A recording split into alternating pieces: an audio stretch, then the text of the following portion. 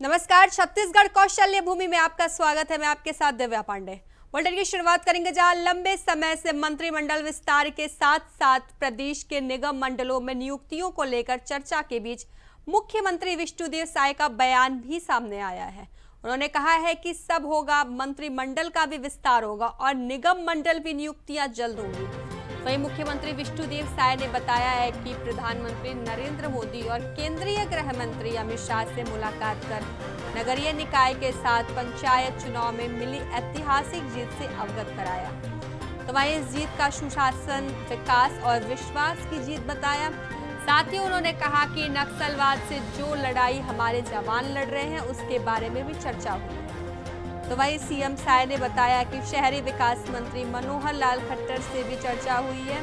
तो वहीं नगरीय क्षेत्र के विकास के संबंध में भी बात हुई है। साथ ही कहा कि छत्तीसगढ़ में 3 लाख करोड़ के निवेश पर भी चर्चा हुई है। तो वहीं प्रदेश के हर क्षेत्र में थर्मल, हाइडल, कोल्ड स्टोरेज में ऊर्जा का प्रोडक्शन पर भी चर्चा की गई है। तो आपको बता दें, सीएम साय ने गृह मंत्री अमित शाह से मुलाकात की है। तो वहीं गृह मंत्री से नक्सलवाद पर भी चर्चा की गई है।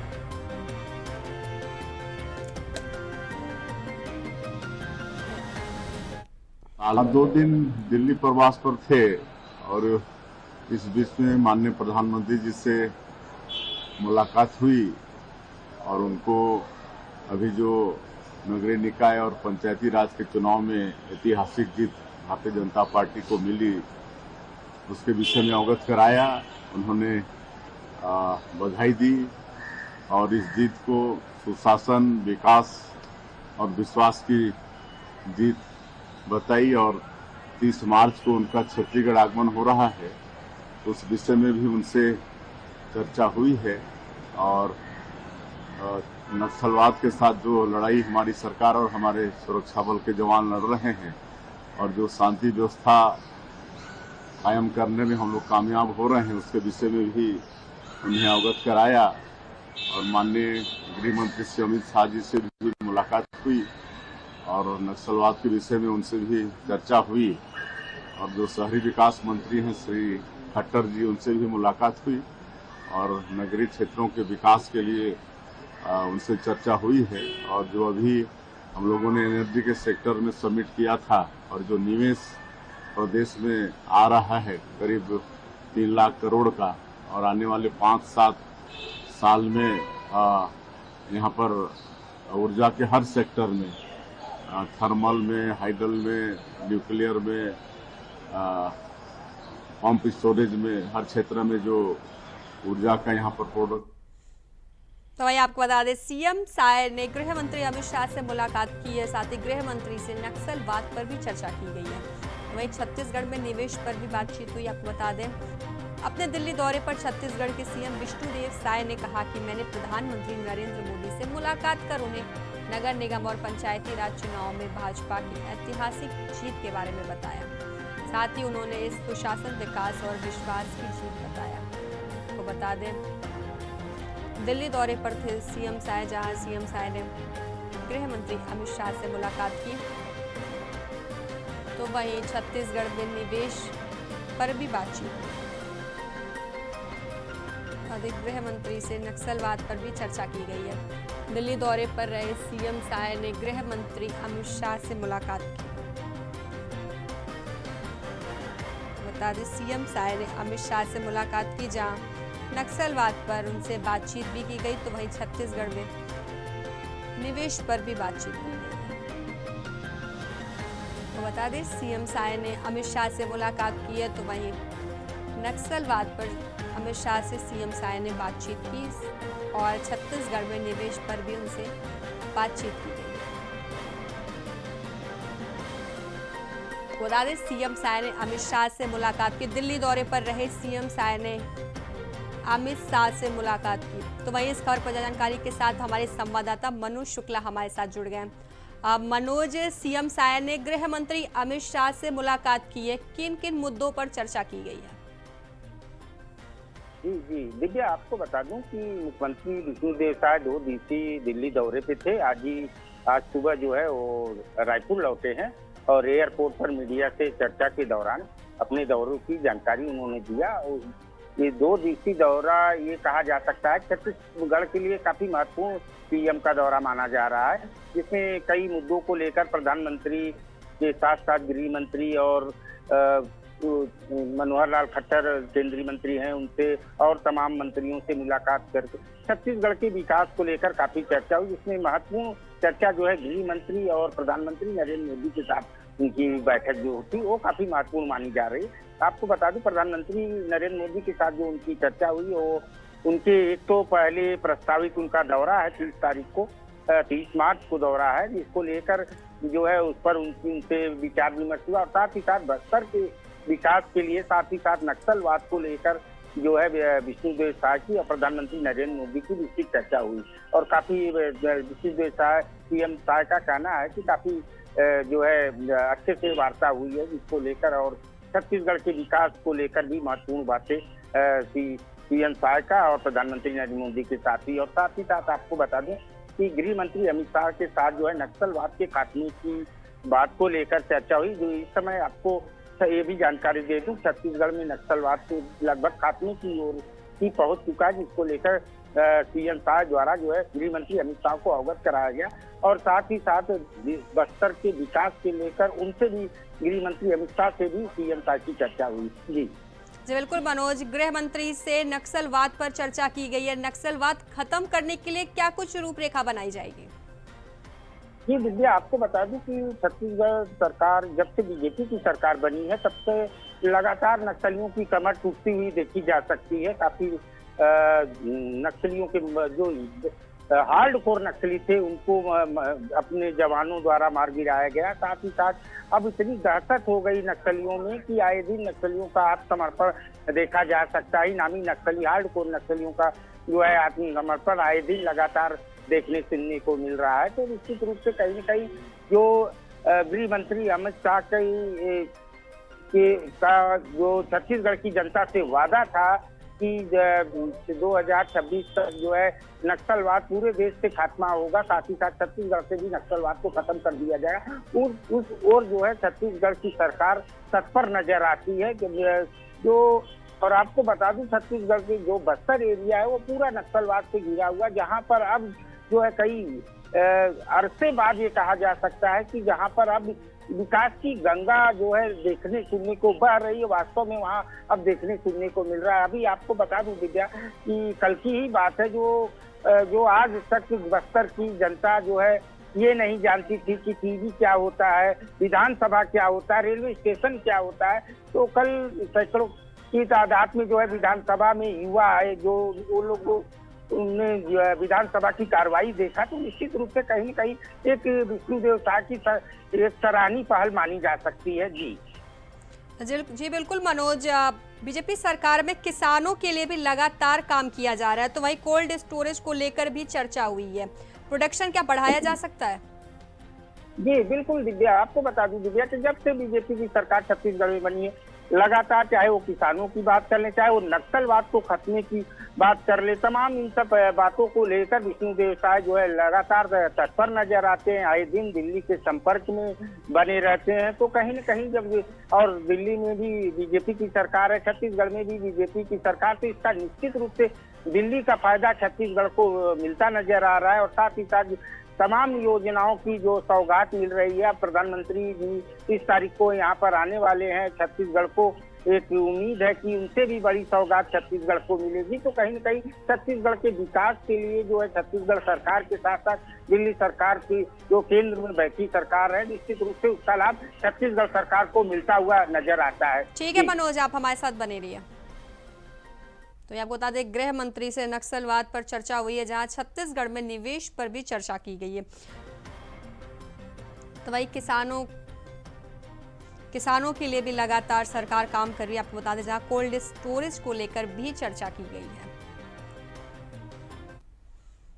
तो खबरों में आगे बढ़ेंगे, जहां प्रदेश कांग्रेस प्रभारी सचिन पायलट आज सेंट्रल जेल पहुंचे हैं, जहां उन्होंने जेल में बंद पूर्व मंत्री कवासी लखमा से मुलाकात भी की है। तो इस दौरान उनके साथ नेता प्रतिपक्ष चरण दास महंत, प्रदेश कांग्रेस अध्यक्ष दीपक बैज, तो वहीं विधायक देवेंद्र यादव समेत कई अन्य कांग्रेस नेता भी मौजूद रहे। तो वहीं जेल में कवासी लखमा से मुलाकात के बाद सचिन पायलट ने मीडिया से बातचीत में बीजेपी सरकार पर तीखे हमले भी किए हैं। तो सचिन पायलट की यात्रा छत्तीसगढ़ कांग्रेस की मौजूदा राजनीतिक स्थिति को लेकर महत्वपूर्ण मानी जा रही है। वहीं आपको बता दें, केंद्रीय जेल में कवासी लखमा से मुलाकात के बाद सचिन पायलट प्रदेश कांग्रेस की समीक्षा बैठक में भी शामिल हो गए। वहीं बैठक में आगामी रणनीति और संगठन की मजबूती को लेकर भी चर्चा होगी। तो आपको बता दें, छत्तीसगढ़ में हाल ही में हुए राजनीतिक घटनाक्रमों के मद्देनजर कांग्रेस के शीर्ष नेताओं की सक्रियता बढ़ गई है। तो इस सचिन पायलट की इस यात्रा को कांग्रेस कार्यकर्ताओं में जोश भरने और संगठन को मजबूती देने की कोशिश के रूप में देखा जा रहा है। आपको बता दें, वरिष्ठ नेता कांग्रेस नेता से मिलने पहुंचे हैं सचिन पायलट। सेंट्रल जेल पहुंचे हैं सचिन पायलट। तो वहीं कवासी लखमा से मुलाकात करने पहुंचे। बता दें, बीजेपी पर साथ ही बीजेपी पर तीखे हमले भी किए हैं सचिन पायलट ने। इस खबर पर जानकारी के साथ हमारे संवाददाता मनोज शुक्ला लगातार हमारे साथ बने हुए हैं। मनोज, सेंट्रल जेल पहुंचे सचिन पायलट, कवासी लखमा से मुलाकात भी हुई है, क्या कुछ अपडेट है? जी दिव्या, बिल्कुल दिव्या, आपको बता दें कि आज सुबह सचिन पायलट जो कांग्रेस के प्रदेश प्रभारी हैं वो रायपुर पहुंचे और एयरपोर्ट से सीधा वो जो है सेंट्रल जेल पहुंचे। कवासी लखमा की बात कर लें तो पूर्व के कांग्रेस सरकार में वो आबकारी मंत्री थे जो शराब घोटाले में जेल में निरुद्ध हैं। तो उनसे मिलने पहुंचे। उसके बाद मीडिया से चर्चा के दौरान जो है सरकार पर जमकर निशाना साधा प्रदेश प्रभारी सचिन पायलट ने। उन्होंने आरोप लगाया कि केंद्रीय एजेंसियों का दुरुपयोग सरकार कर रही है और तमाम इस तरह के आरोप जो है ये विपक्ष की जो भूमिका कही जा सकती है वो पूरी तरह से उनके जो है मीडिया से चर्चा के दौरान देखने को मिली। सरकार पर निशाना साधते हुए नजर आया। और साथ ही साथ आपको बता दूं कि आज सचिन पायलट का जो दौरा है छत्तीसगढ़ का, वो यहाँ एक बड़ी बैठक होने जा रही है कांग्रेस की। जो अभी तक लगातार चुनाव में जो भारी हार मिल रहा है कांग्रेस को, किस वजह से मिल रहा है, इसमें सचिन पायलट के साथ सारे वरिष्ठ नेता जो है इसमें बैठक में शामिल होंगे और रणनीति तय करेंगे कि आखिर छत्तीसगढ़ में चाहे वो विधानसभा का चुनाव रहा हो, चाहे वो सांसद का चुनाव रहा हो या नगरीय निकाय या पंचायत चुनाव, उसमें काफी हार मिलने की बात निकल कर जो सामने आई है। तो कहाँ पर चूक हो रही है कांग्रेस की तरफ से, इन सब बातों पे आज रणनीति बनेगी और महत्वपूर्ण चर्चा होगी जो काफी देर तक चलेगी। और इस महत्वपूर्ण बैठक में कांग्रेस के तमाम दिग्गज नेता भी शामिल हो रहे हैं। जी बिल्कुल मनोज, कवासी लखमा से सचिन पायलट ने कितनी देर तक मुलाकात की और उनके साथ कौन कौन मौजूद था? जी दिव्या, आपको बता दूं कि कवासी लखमा जेल में काफी दिनों से बंद हैं और उनसे मिलने जो है आज सचिन पायलट के साथ साथ जो है नेता प्रतिपक्ष चरणदास महंत थे, दीपक बैज जो पीसीसी चीफ है वो भी थे और काफी तमाम नेता जो है कांग्रेस के वरिष्ठ नेता हैं, कुछ पूर्व विधायक लोग हैं, वो लोग भी साथ में गए थे। और जिससे और जेल का एक नियम कानून होता है कि 5 लोगों से ज्यादा अंदर जाने की अनुमति नहीं मिलती। तो इस वजह से जो है बाकी लोग जो है बाहर ही खड़े थे, वो अंदर गए। करीब लगभग आधे घंटे की मुलाकात कवासी। ठीक है मनोज, जानकारी के लिए आपका धन्यवाद। तो इन खबरों में आगे बढ़ेंगे जहां विधानसभा में वित्त मंत्री ओपी चौधरी के विभागों के लिए 12,389 करोड़ 29 लाख रुपए से अधिक की अनुदान मांगे पारित की गई हैं। तो वही वित्त मंत्री के अनुदान मांगों की चर्चा का जवाब देते हुए कहा कि छत्तीसगढ़ पेंशन निधि अधिनियम और ग्रोथ एंड स्टेबिलिटी फंड बनाने वाला देश का पहला राज्य बन गया है। तो आपको बता दें, जहां विधानसभा बजट सत्र में 12,000 करोड़ से ज्यादा बजट पास किए गए हैं, तो वहीं फ्लाई ऐश वाले वाहनों में भी जीपीएस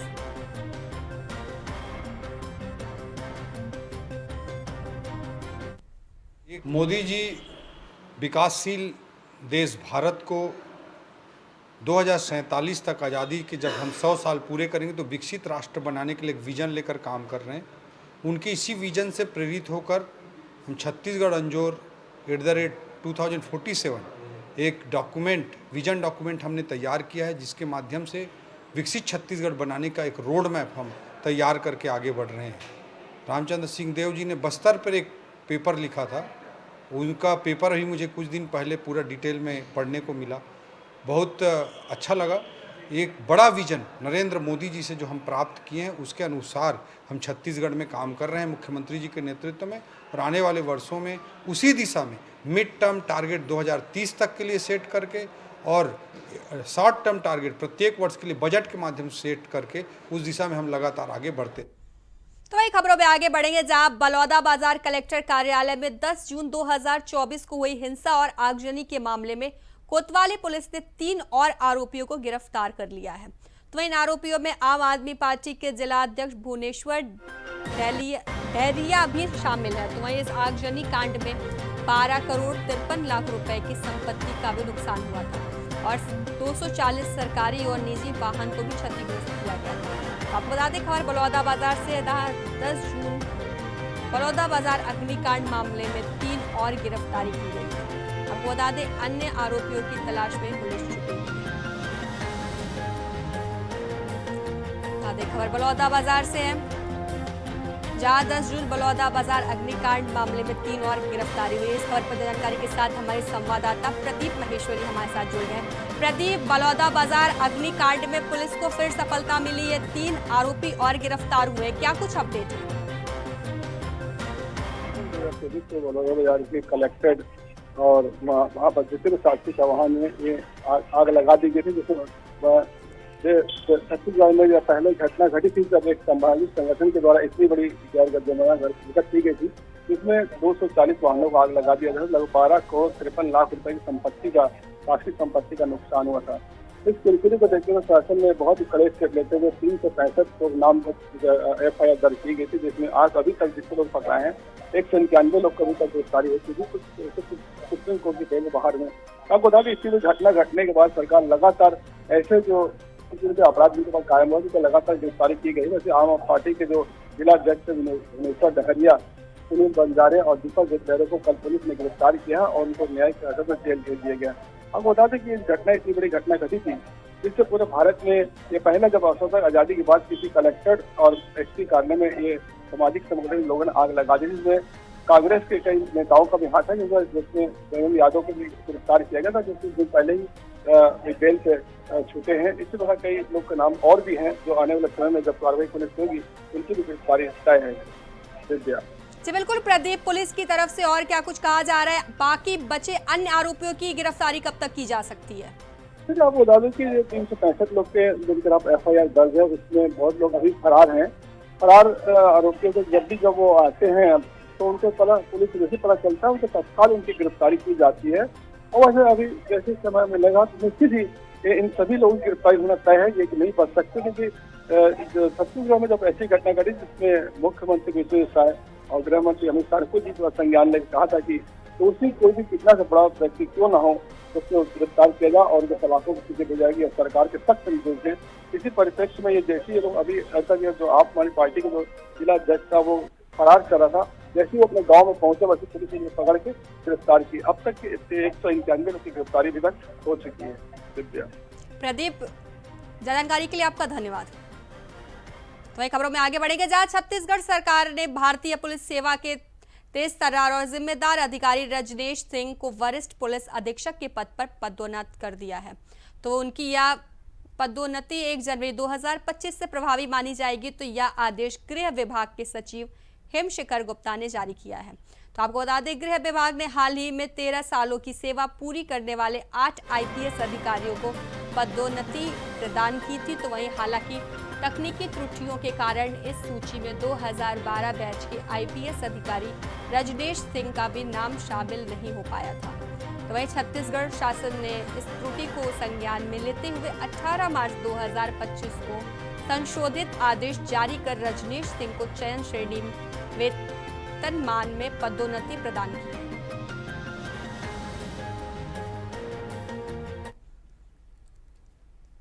तो खबरों में आगे बढ़ेंगे, जहां प्रदेश में चल रहे आरक्षण भर्ती में घोटाला का मामला सदन में गूंजा है। बता दें प्रश्नकाल के दौरान कांग्रेस विधायक द्वारकाधीश यादव ने विभागीय मंत्री से पूछा कि यह गड़बड़ी बिना अधिकारी की संलिप्तता के कैसे संभव है। तो वहीं इस मामले में सिर्फ आरक्षण स्तर के कर्मचारी पर कार्रवाई हुई है, जबकि जिम्मेदार अधिकारी को बचा लिया गया है। तो वहीं कांग्रेस विधायक ने इसकी जांच CBI से कराने की भी मांग की है। तो आपको बता दें गृह मंत्री ने कहा है कि गड़बड़ी सामने आने पर पूरी भर्ती प्रक्रिया निरस्त कर दी गई है। इस विशेष टीम बनाकर इसकी जांच कराई जा रही है। के माध्यम से अभी आगे भर्ती की कार्यवाहियां हुई हैं। ये वही भर्ती की प्रक्रियाएं हैं जिनको कांग्रेस ने 5 वर्षों में कांग्रेस पूरा न कर पाई। वर्तमान में भर्ती की स्थिति में आप देख लें कि हमारे यहाँ 5,900 कांस्टेबल की भर्तियां हैं। हम लोगों ने इनके 6 साल से रुके हुए सब इंस्पेक्टर की भर्ती की प्रक्रिया पूर्ण कर उनकी प्रशिक्षण करवाए जा रहे हैं। अब विभाग को कम से कम उतने अधिकारी मिलेंगे। 341 हम लोगों ने नए पद और निकाले हैं। हमने 1500 महिलाओं के पद नगर सेना में निकाले हैं। 500 नगर सेना में और सामान्य पद निकाले हैं। उनकी भर्ती प्रक्रिया चल रही है। और आज मैं आपको सदन में और अवगत कराऊंगा कि कितने और पदों का सृजन किया गया है जिनके माध्यम से अभी आगे भर्ती की प्रक्रियाएं चलेंगी। ये सारी भर्ती की प्रक्रियाएं शुचिता के साथ चल रही हैं। वहाँ जो आरोप लगाया गया है उसमें राजनांदगांव में कठोरता से कार्रवाई हुई है। जितने भी प्रक्रिया वहाँ हुई थी सबको समाप्त करके, भंग करके, और उस नई भर्ती की प्रक्रिया राजनांदगांव जिले की भर्ती की प्रक्रिया। तो एक खबरों में आगे बढ़ेंगे, जहां दिल्ली प्रवास के दौरान मुख्यमंत्री विष्णुदेव साय ने सदन भवन परिसर में केंद्रीय आवासन और शहरी कार्य मंत्री मनोहर लाल खट्टर से मुलाकात की है। तो वहीं इस दौरान केंद्रीय राज्य मंत्री तोखन साहू भी उपस्थित रहे। तो वहीं मुलाकात के दौरान सीएम साय और केंद्रीय राज्य मंत्री तोखन साहू ने केंद्रीय मंत्री मनोहर लाल खट्टर को पुष्पगुच्छ भेंट किया। वहीं बैठक में शहरी विकास और ऊर्जा से संबंधित विषयों पर महत्वपूर्ण चर्चा भी की गई। वहीं आपको बता दें कि इससे पहले उन्होंने प्रधानमंत्री मोदी और केंद्रीय गृह मंत्री अमित शाह से भी मुलाकात की।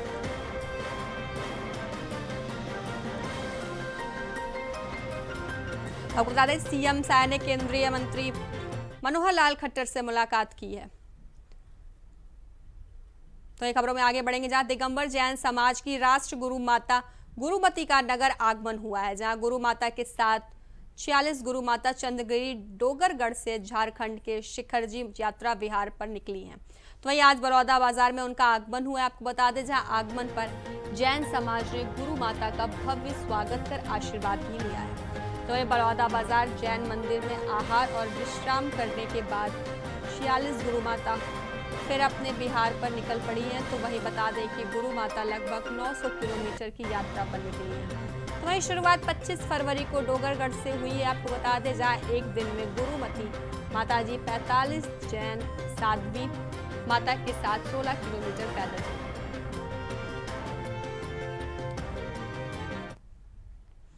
तो खबरों में आगे बढ़ेंगे, जहां छत्तीसगढ़ के बहुचर्चित सेक्स सीडी कांड में पूर्व सीएम भूपेश बघेल के बरी होने के बाद सीबीआई ने कोर्ट में रिवीजन पिटीशन दायर की है।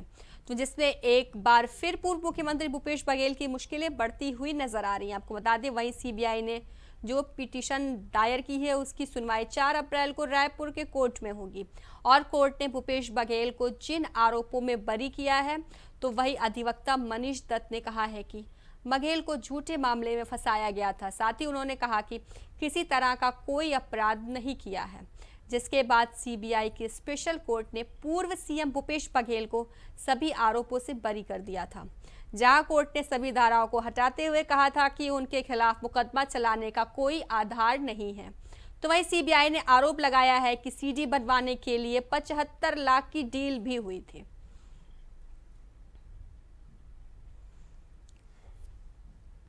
तो वहीं बलौदाबाजार जिले में लगातार चाकूबाजी की घटना सामने आ रही। बता दें इस पर पुलिस ने कार्रवाई करते हुए 4 आरोपी को गिरफ्तार किया है। तो उनके पास से चाकू भी बरामद किया गया है। बता दें पुलिस ने आरोपी के खिलाफ मामला दर्ज करके जेल भी भेज दिया है। तो बता दें आरोपी चाकू की नोक पर कई बार लूटपाट भी कर चुके हैं।